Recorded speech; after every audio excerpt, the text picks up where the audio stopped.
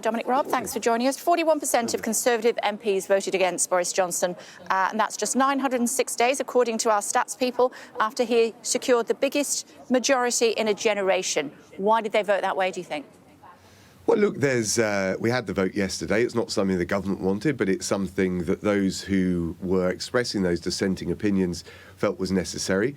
As you say, the Prime Minister won it with 59%. That's actually more than he got in terms of support when he was elected leader of the Conservative Party.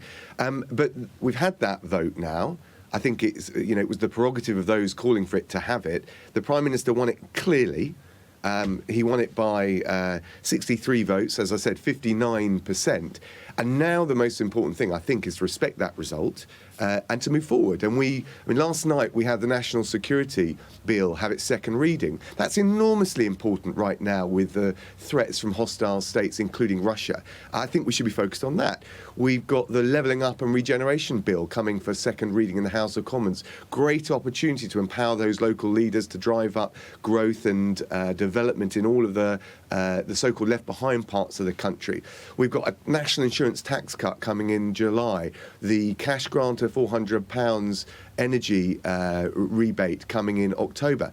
I've got the Bill of Rights we're finalising the text on. There's a huge agenda, and I think it's important that we come together and focus on the people's priorities and get away from, frankly, the Westminster inside internal conversation that has dominated.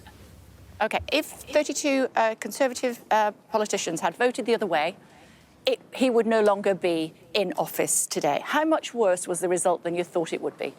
But they didn't, and I come on to show. I always want to. You ask very fair questions, and I always want to answer them as best as I can. But to be honest with you, the whole point is, my whole point would be, all of that speculation, all of that hypothetical debate, that's over now. We had that vote. The Prime Minister won with 59%, and we move forward. I don't think the precedents apply because we've got a far bigger majority. We don't have the hung Parliament that people talk about in the context of the contest and the issues in 2018 with Theresa May.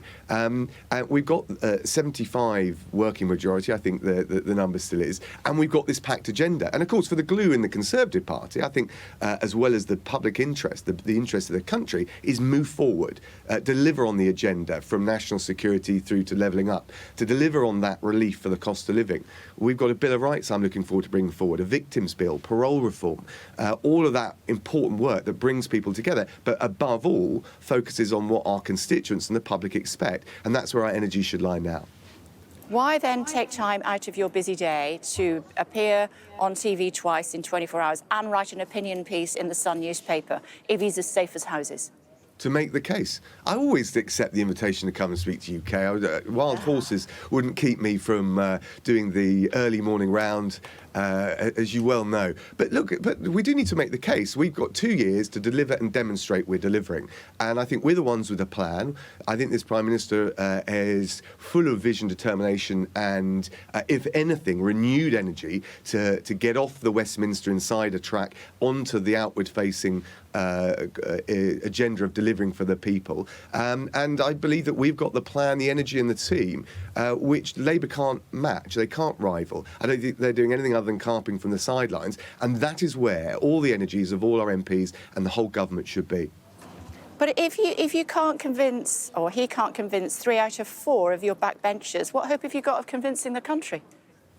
Well, the Conservative Party's always been a broad church. There's always dissenting voices. Ever since I've been in... As I always say, Mr Raab, people died in Broadchurch. Well, that may be true, but actually one of the gifts of the Conservative Party is that it does house, if you like, a broad tent, a diverse opinion. But that must come with the galvanising force and energy of coming together to deliver for the people and not make the life easy, not give a gift to the Labour Party. When we do that, we're at our best. And I think, it was only a year ago we won Hartlepool, which we hadn't won, is it for 60 years? As you said, politics changes very quickly, but we need to be on the front foot, delivering for the people. And I think that's the best galvanising force for the country, but also for my colleagues. Yeah, this is what one of your elder statesmen said, former Conservative leader Lord Hague. While Johnson has survived the night, the damage done to his premiership is severe, in his words, and he should know.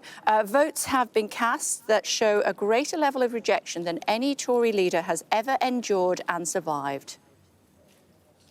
The writing's on the wall. Look, William is free to, he's been a leader of the Conservative Party, he's a commentator now, he's free to commentate. I'm frankly focused on action and what we do next. And what we do is we press through the National Security Bill, as I said, critical for dealing with those hostile states, in particular, think about Russia. The Levelling Up and Regeneration Bill, I think critically important, again, shows that detailed work on the plan that only we, the Conservatives, have got to lift the life prospects right around the country.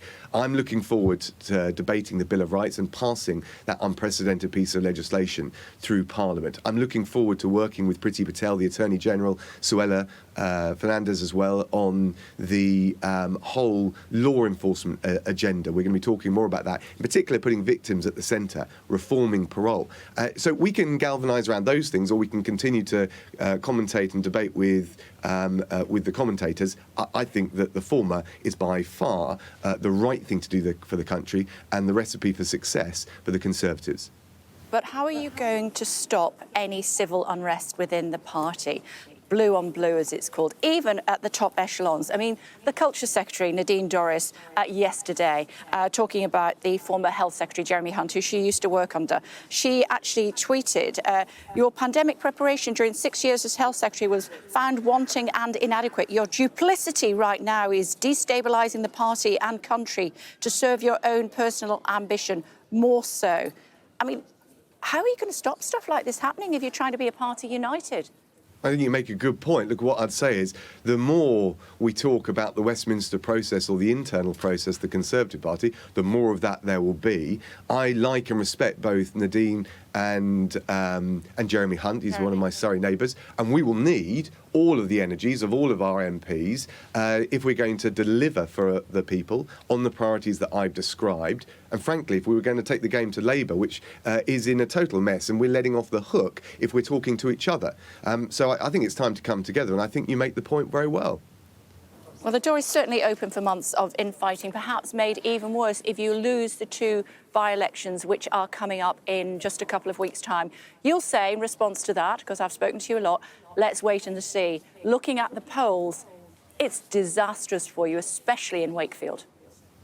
Well, actually, I noticed one of the polls that came out over the last 24 hours had national polls rather than by-election polls, had us closing the gap with Labour. So what I would say is if we want to continue to do that in relation to by-elections, but also what will matter ultimately is the general election, get on the front foot. Focus on the people's priorities, come together, deliver on our agenda, from the economy and the cost of living to the crime-fighting agenda to the levelling up agenda.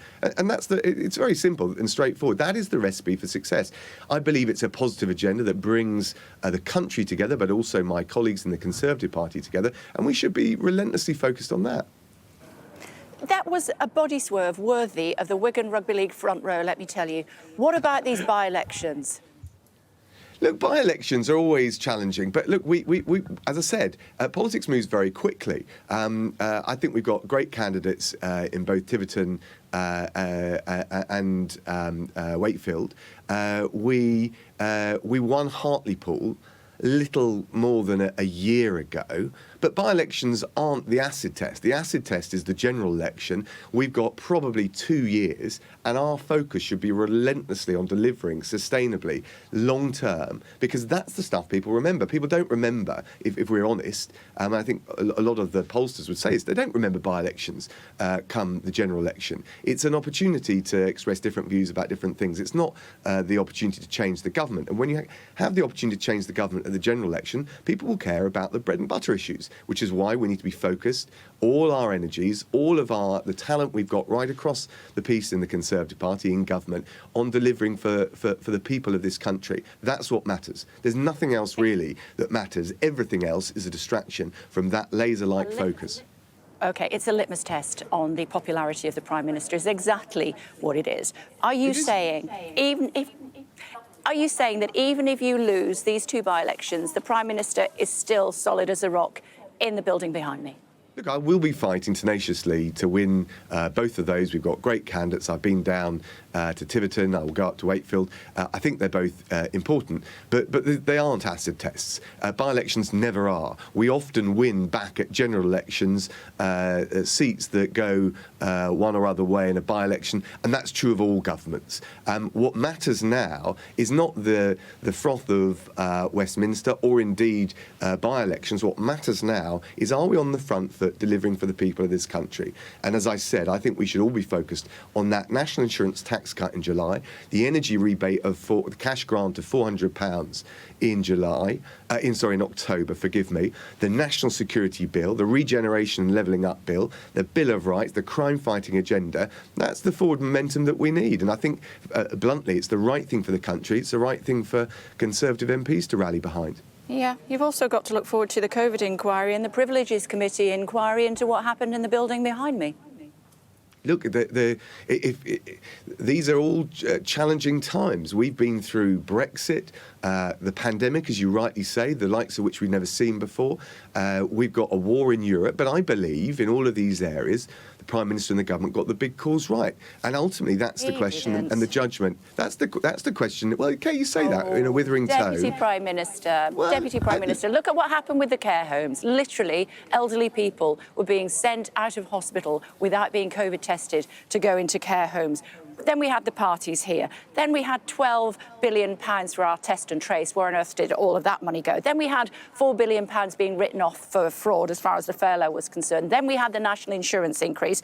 And then we've had the highest taxes in 70 years. So, okay, let me retort. Allow me to list the positives amidst the challenges.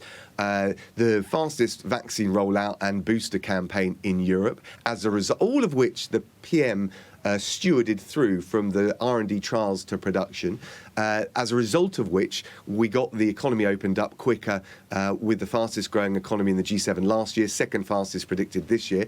We're the ones with the plan on the cost of living, and the Prime Minister has shown the kind of leadership in Ukraine that meant when he addressed the Ukrainian Parliament, you had Union Jacks flying. We've had people singing God Save the Queen across towns and cities all over Ukraine. I believe that is the strong leadership. But I don't doubt these have been challenging times, Kay. But the big calls, this Prime Minister got right.